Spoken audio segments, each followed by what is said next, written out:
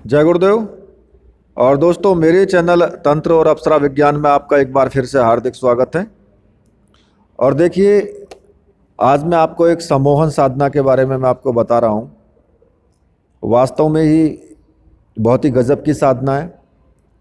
और होता क्या है कि ये हमारा जीवन है, ये संसार में कई बार ऐसा होता है कि हम चाहते हुए भी अपना किसी भी कार्य को हम नहीं कर पाते हैं।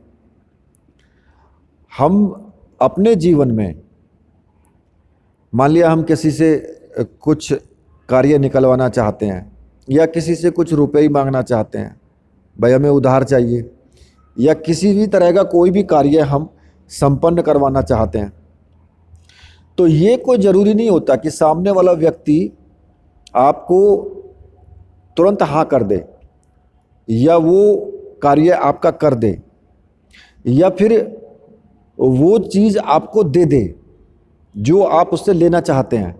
ये कोई ज़रूरी नहीं होता। वो निर्भर करता है उसी के ऊपर या फिर आपके व्यक्तित्व के ऊपर कि भाई आपके अंदर कितनी सामर्थ्य है। तो अब वो सामर्थ्य कैसे आए हमारे अंदर कि भाई हम अगर किसी व्यक्ति से कोई अपना कार्य निकलवाना चाहें या उससे अपनी बात मनवाना चाहें तो वो तुरंत हमारी बात को माने और उस कार्य को भी करे। ऐसा कैसे हो सकता है? तो ऐसा व्यक्तित्व हम अपने अंदर कैसे प्राप्त करें?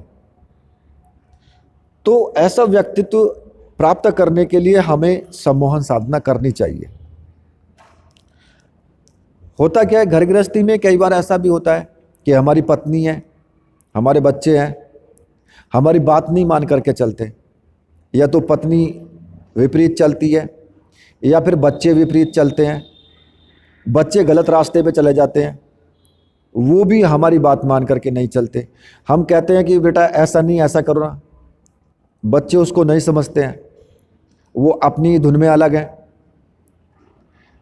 या फिर और भी घर परिवार में जो व्यक्ति हैं वो भी हमारी ना तो किसी बात को मानते हैं और ना ही हमारा कोई आदर करते हैं। तो ऐसी स्थिति में ऐसा क्या होना चाहिए जिससे कि लोग हमारा आदर करें और जो भी बात या जो भी कार्य हमारा हो हम उसे अगर मनवाना चाहें, अपनी बात को मनवाना चाहें कि भाई जैसा हम बोले वैसा लोग करें, या उन लोगों का हमारे प्रति झुकाव हो, एक सम्मान मिले, तो उसके लिए हमें क्या करना चाहिए? उस समाधान के लिए हमें सम्मोहन साधना जरूर करनी चाहिए।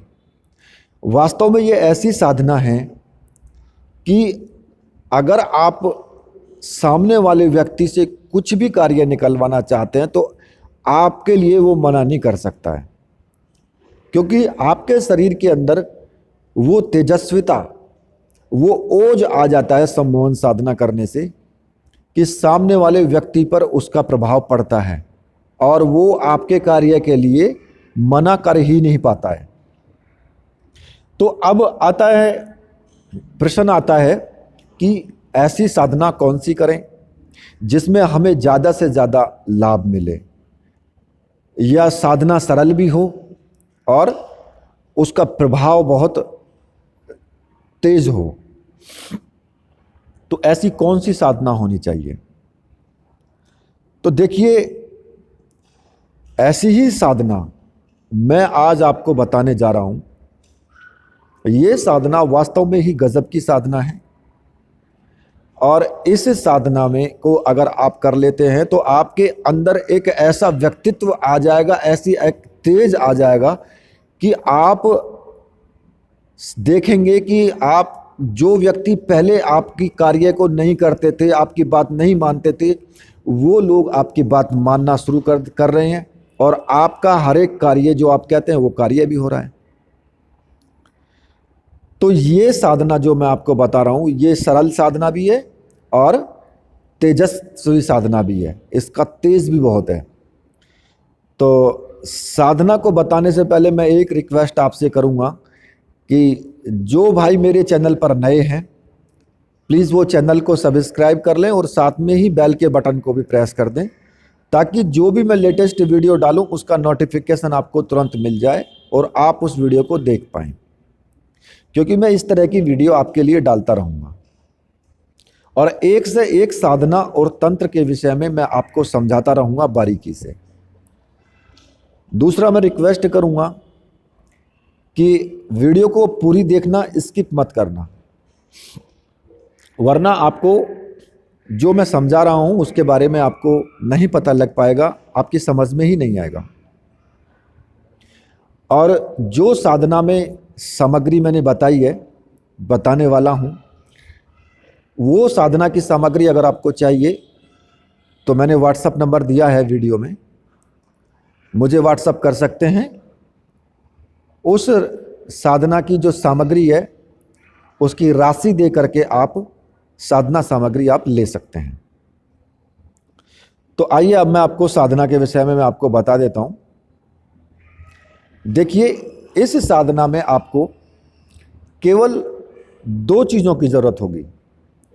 एक तो सम्मोहन यंत्र की ज़रूरत होगी और एक सम्मोहन माला की आवश्यकता पड़ेगी, और ये दोनों चीज़ें मंत्र सिद्ध और प्राण प्रतिष्ठा युक्त होनी चाहिए।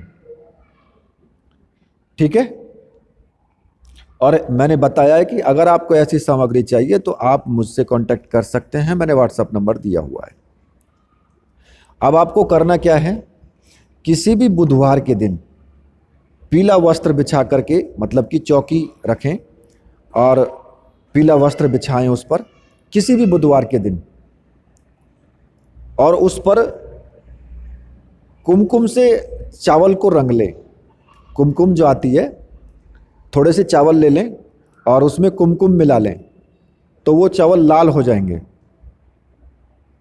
और चौकी पर आपको पीला वस्त्र बिछाना है और उस चौकी पर जो कुमकुम से रंगे हुए चावल हैं उनकी एक छोटी सी ढेरी बना लें और ढेरी बना करके उसमें नेत्र की आकृति बना लें।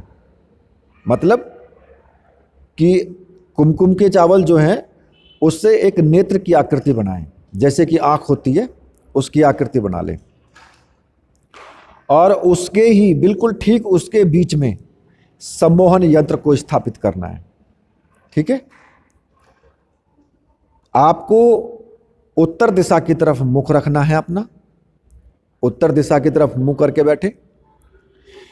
पीले रंग का आपका आसन होना चाहिए और पीले रंग के ही आप वस्त्र पहने, धोती पहने या कुछ भी, वो पीले रंग की होनी चाहिए।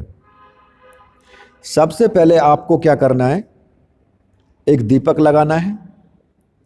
दीपक लगाने के बाद आपको धूप बत्ती लगानी है और उसके बाद आपको यंत्र का पूजन करना है। जो सम्मोहन यंत्र है उसको आपको पूजन करना है, कुमकुम से तिलक लगाना है और पुष्प चढ़ाने हैं, और उस यंत्र पर आपको थोड़ा सा इत्र भी चढ़ाना है। ठीक है। और फिर आपको वीरासन में बैठना है।